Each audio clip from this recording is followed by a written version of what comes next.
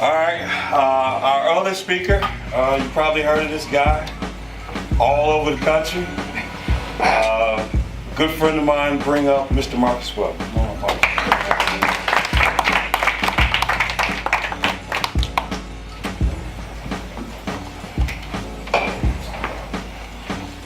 Wow, that was deep, man.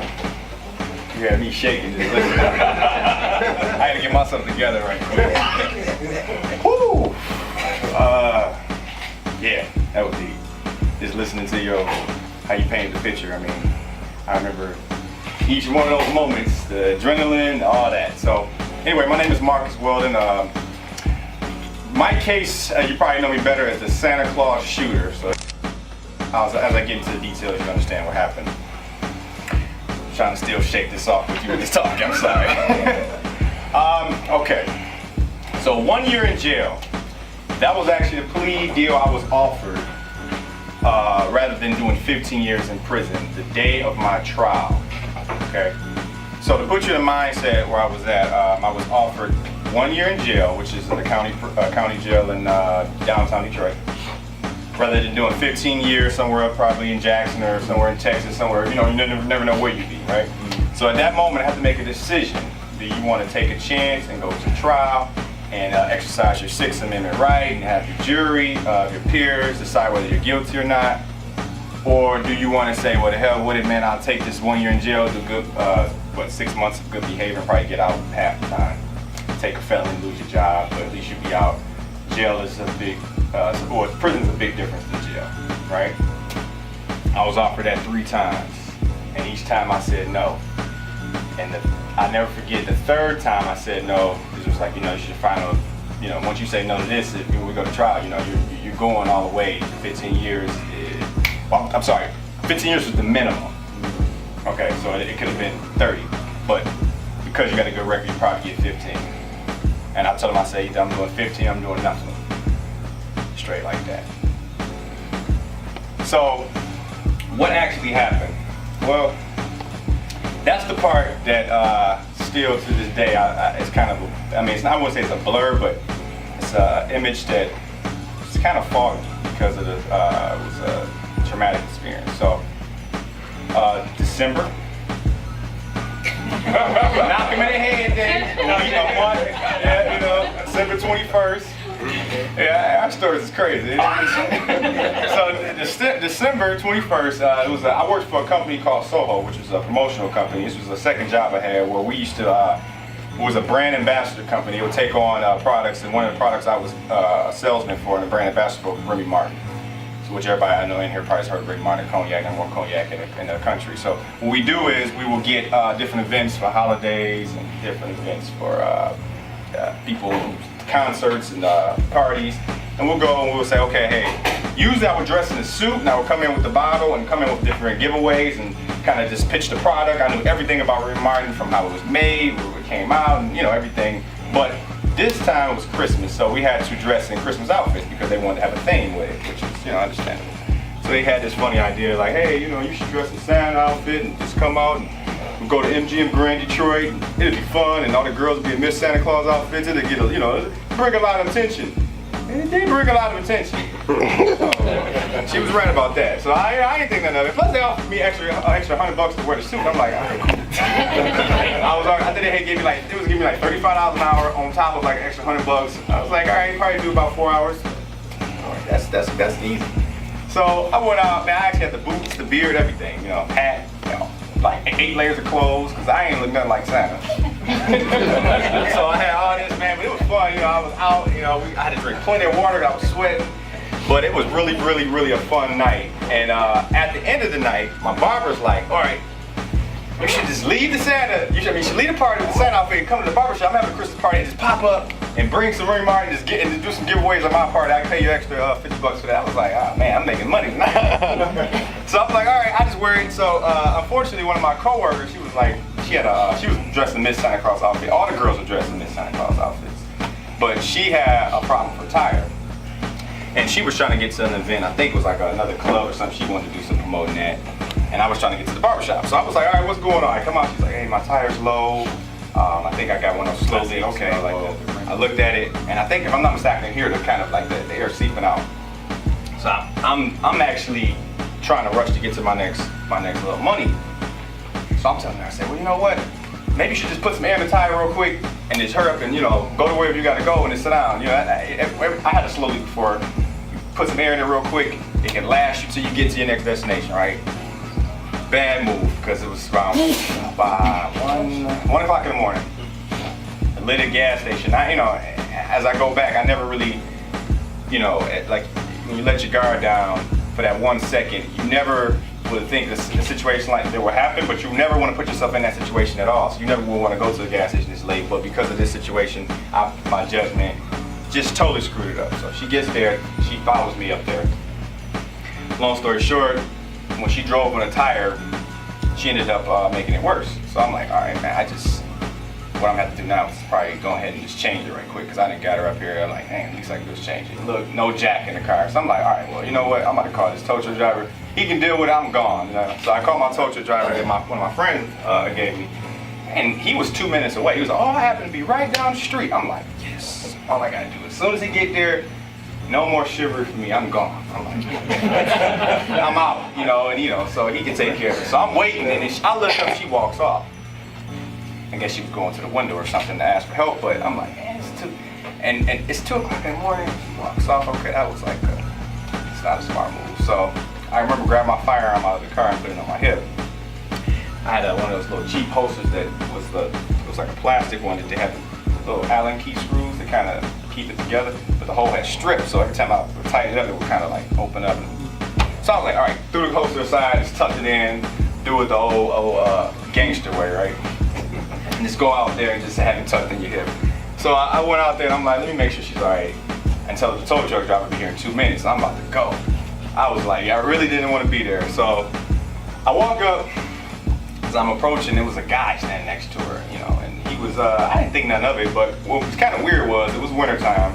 I did have a Santa Claus outfit, I took the beard off, but I still had the suit on. So I'm looking, and I see this guy, and he's like standing next to her. He was an Arabic male, and he was looking in his car that it was, at the time I didn't know how many of them it was, but I knew he was with somebody, because it was a car that it was like about 10 feet away, with the door wide open in the middle where he was talking to some guy at the car. So I'm watching him, I'm like, what are you talking about? As I get closer, I could tell it was kind of, it sounded like Arabic language, which I kind of put 2 and 2 together. Okay, he's not speaking English. Didn't think none of it. But as he turned around and looked at her, I could tell what he was talking about with her. So whatever he was saying, as I look at now, I'm probably saying, look at her, whatever, never could figure out what he was saying, but by his actions, you could tell he was talking about this young lady who was standing next to him. So then he never sees me at this moment. The next thing I know, he kind of takes his hip and he bumps her. And I look and I say, all right, and I could tell what he did. It looked intentional, but didn't say much. I'm still approaching.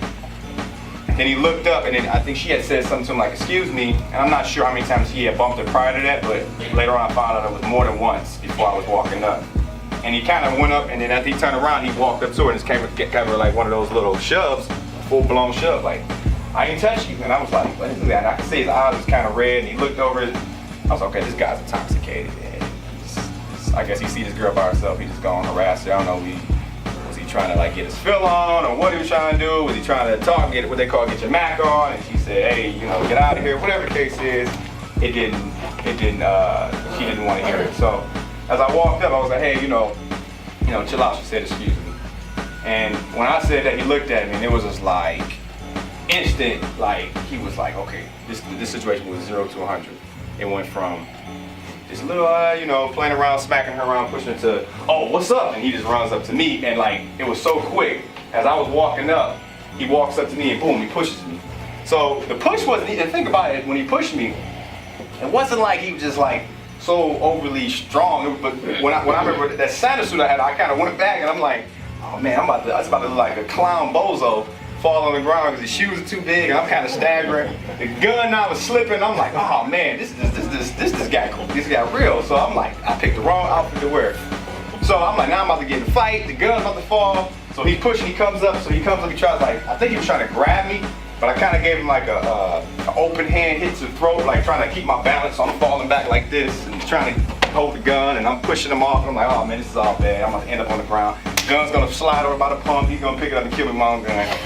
You know, all this is going through the head, right? And so like I'm grabbing it up, I'm trying to get myself together, and I'm like, all right, you know, so I'm pulling this up. I'm telling him, hey man, back up. So he looks and he sees me grabbing, trying to pull something up. The door's already open, so he's digging in the car. At this point, I done struggled to get my firearm all the way up, and I'm like, at this point, I'm pulling and pulling and pulling. I'm like, I'm getting this thing out. And I grabbed it by the handle, and then I remember the girl, she's froze at this point. She's just like, I mean, you could walk up to her and do this in her face. She was just stuck. And later on, she told me, because when he went to the car, I mean, everybody knows when you're digging under the seat of the car, you know what that is. Popping the trunk and digging under the seat, there's two signs that it's about to go down. So she's digging under the seat, she's stuck. And I'm snapping, I'm not snapping, but she's stuck, and I'm trying to, I think I called her name, I believe. Said, her name's Erica. I said, Erica. And she just stuck. Finally, when he came up and started to turn, I guess that kind of shook her out of it, and she turned around and started to run. At that point, I had to come up, and I'm backing up. I had pointed it at him like this as I'm trying to leave out the situation. He comes up with his pistol, and he turns around. Well, actually, I'm sorry, he turned around to the right. So he turned around like this, and I just remember his hand going up. And at that moment, that's when the blur kind of came in. And it was just like, either you're gonna shoot or you're gonna freeze. And I was like, and you know, of course, I never shot at nobody before, so I'm like, do you wait till you shoot first, or do you shoot now? I shot then. Bow! Fired off one shot, right? Now the first shot, when I fired it off, I never forget, I'm looking at the gun, and the gun's cocked. You know, shells going this way. And then as I'm looking at my firearm, that's when I heard him shoot. So I was looking at my firearm and not looking at him, and I heard return fire. Boom, so he gets a shot off.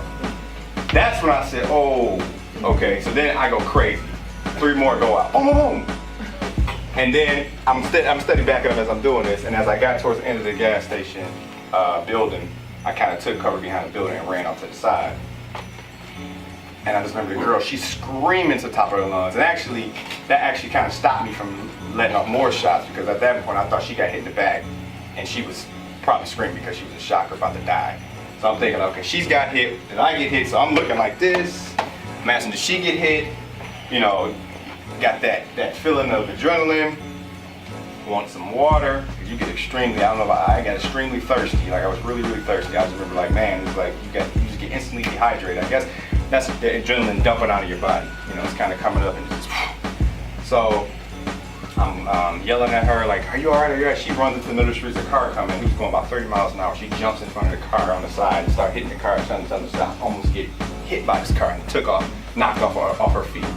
Because she's just like in a state of shock, crying and everything. So if she didn't die by the gunshot, she's gonna die by running to the street and getting hit by a car. So I was like, okay, so this guy in the car who she runs up and hitting, he's looking at us, he's looking at me. By this time, I'm putting the firearm in my back up. He's looking at me like, oh, I'm not gonna stop. And he keeps going because he sees me with a gun, you know, he sees her screaming, he's thinking, you know, he probably thought I was trying to kill her. So I grabbed her, I was like, listen, you gotta calm down, you're gonna run out here and get hurt. Are you shot? She's not shot. I said, okay, well let me call 911. So I'm still trying to get, my hand is shaking. I got the phone, I'm like this, and I'm just pushing buttons. I think I called 911 wrong like 3 times before I actually got the 911 out. Yeah, I think I just like 912, 913, 915, okay, 911, like it's just jumping. And so finally get the 911 call, and the story takes another turn. Now remember, I don't even know if I hit this guy now. And I don't even know if this guy's dead. And really at the time, I'm looking back, I'm like, should I be putting my firearm on? Because he could be coming back around about to shoot another shot. How many of them was it? You know, I knew it was at least one more guy, but was it, you know, you don't know what's going on. I'm just like, all right. So as I'm doing that, I turned around and all of a sudden I see headlights come right at me, and I hear the screeching tires like burning rubber, and this car's flying at me. And then I'm like, it's a black car. They were like a black Charger. This car at the time looked like a black Charger. So I was like, okay, they're coming at me to try to take it to the next level. I'm gonna have to either finish the job or run at this point. But my gun was up, so I just took off and ran. We both took off and ran. I was like, let me get to the alley of somewhere where I can take cover. So if they do want to take it to the next level, at least I have some cover I can take, maybe a dumpster or something. So now I'm just like in a survival mode. I'm thinking, get behind a dumpster and just kind of just, you know, I had a XDM 40 caliber, and they had 16 in the 16 in the magazine and 1 in the chamber, so I have 17. So I'm like, I check my magazine, I'm like, okay, I got 13. I'm getting behind this dumpster, this car's following me, I said, I got 13. It's enough for me to go down, like, you know, if they want to do this. So I've got 911 on the phone. I did call them, but I think I said I'm on Jefferson, and by that time the car was coming at me. So they're like, hello, hello, and I just got them in my pocket at this point. Like, I'm still in war mode.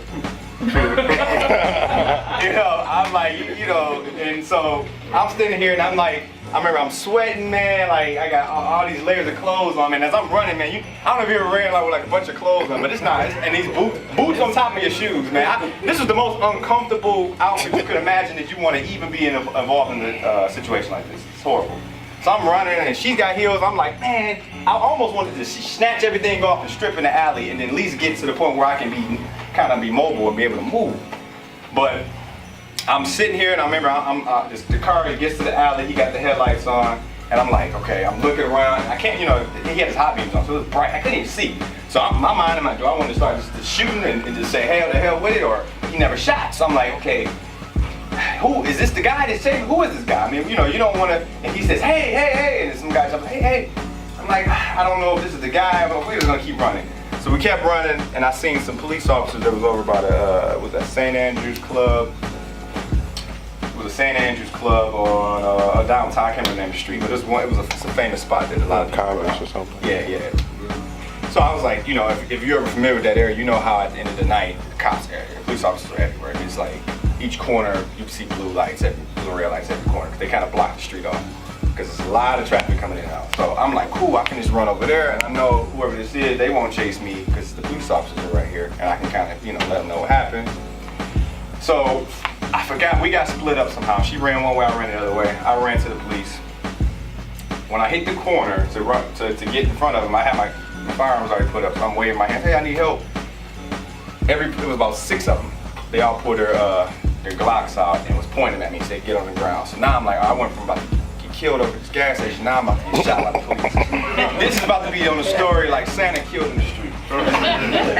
So they had the guns out there, like, you know, you hear all these stories on the news, like police officer shoots, you know, unarmed black male, police, you know, so it's like all this is going through your head. I'm thinking like every name you can think of. I'm like, this is about to meet me right now. They don't even know, okay, I'm dead. So then I fall on the ground, they walk all around me, they got the gun still drawn like this, and I'm like, they're gonna shoot me in the back, somebody's gonna get an itchy trigger finger, oops. And I'm just sitting there and I'm like, okay, this is how it's gonna end. So eventually they put the guns back, because I have my hands, they said, where's your gun? I'm like, it's on my hip, and I'm like, please don't shoot me, please don't shoot me. I just kept saying, please don't shoot me. And they walked around, they seen I was, my hands are like this, they put their guns away. So I was, okay, well I'm not shot, so they went upstairs, he shot me in the back. Then they walked up and he said, he goes and pat me, finds a gun, and he was like, here's the gun. Oh, he's like, he said, you're just gonna shoot, he said, you're a dumbass, just shooting people in the parking lot with Sanders. I was like, no, I have a CPO. He said, you don't have a CPO. I was like, it's in my pockets, It goes, he grabs it, he's like, oh, he does have a CPO. So now he's talking to his partner like, oh, he does have a CPO. So they're trying to put stuff together, not knowing exactly what happened. So another police officer pulls up, and he was like, I seen it all, I seen everything. I'm like, what? How did you see everything, Turned out this was the guy that was following me. He was an off-duty police officer. He just left a party, and he happened to be driving down Jefferson, or he happened to be he heard shots, and he happened to see me running. He just starts to, pursue me. So he wants to be Mr. I know, I seen it all. So he gets to, you're going down, and they picked me up, handcuffed me, put me on the curb, and before I got picked up, the people who was leaving out the club were walking out, and people were just taking pictures of me like this. So I was like, I'm about to be viral on social media. I already knew that was gonna happen. So they're like, oh, Santa in the street, and then people's getting up here and they throwing their hands up, don't shoot. Just making all these little, please don't shoot Santa, making all these little, envies and gestures. I'm like, damn, man. So and then my heart was pounding, so I got picked up, I put in the back seat, and then when I got in the back seat of the car, the officer, his name was Officer Ray Randolph, and I told him, I said, you gotta go back and check the scene, man. I just got attacked.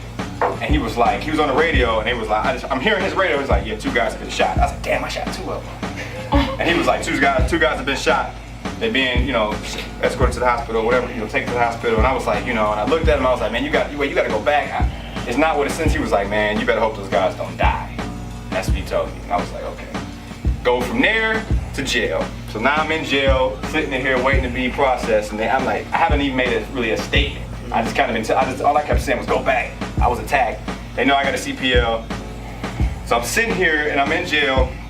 Well, I'm waiting to get processed. So they're like, these people sit next to me. This guy, he's looking at me. He's like, just keep looking at me. And I'm like, I looked at him. And he's like, what did you do? And I was just like, sitting here like, man, I'm in this status still. So I get to stripping the clothes off, man. They strip me down. I'm taking each layer of clothes off, and then every police officer, every guard in there wanted to see me. So everybody's running up like, oh, this is Santa. And they were just like kind of shocked. And they were like, I was expecting a little bit, I wasn't expecting him, I was looking for more of a crazier looking. A criminal, right? Criminal looking. So what's going on? They're talking, they're back and forth talking to each other, and I'm like, they got the whole story messed up. I'm be quiet. So I'm yanking the clothes off, and then the officer, he walks up and he was like, he asks me, how much money you got in your pocket, and he's counting it. He was like, they go through this whole process, taking your belongings, putting it in the bag, put me in the cell. And I laid down, I was like, well, when I go to sleep and wake up, and I'm gonna be home. I woke up, it didn't happen. I'm laying on the ground, this toilet, it stinks. Then I'm like, I'm in here by myself. Eventually, I hear they're ushering in people all night, man. You'd be surprised how many people being arrested all through the night for dumb stuff, man. Drunk, high, people walking in there naked because they got, I don't know what. This guy, he comes in, he's naked, he's running around. They got him in some crazy part of the jail. He's just yelling all night. So they take me and it was like, hey, they give you these sandwiches, I'm eating this crap, and I'm like, I'm not gonna, I literally starved myself when I was in there. And then eventually I ended up getting moved into this other jail cell with all these people, and I'm like, people was like, hey man, this one guy, he busts out, he was like, he was one of the guys, he had his little orange jumpsuit, he was mopping for, he was like, ain't you the guy who shot the people with the Santa suit? And he was trying to get information, and I was just like, man. So now I'm just like this viral celebrity in the jail, and I'm like, it's not even what it, I'm just like, let me just be quiet. I know I'm not gonna, the next thing that happened was I had to make a decision, was I gonna make a statement or not? Now, the good thing about it, everything worked out. A friend of mine ended up finding out what was going on because I called him about the tow truck, and when I didn't never show up to the barber shop, he ended up contacting my mom and said something's going on. Mark's not on his phone. I'm gonna go up to the gas station where he was at. He goes up there, he sees all the police officers, he's asking questions. He thought I was dead because he seen yellow tape, he seen blood on the ground, he seen glass shot. Scattered across the floor. He seen a charger that had at least 6-7 holes in it, and I had a charger as well. So he's just like, man, I think Marcus is dead. So my mom, when he talked to the police officer said, hey, listen, if your buddy's the guy in the sound, he's okay. He's in jail right now. He's being detained. It was a shooting. He was involved. He was actually a shooter that was involved in there. So she took my mom right away. I don't know where that came from, but she did some calls and got an attorney to the Mount Correctional Facility where I was at within less than 20, it was like about 12 hours.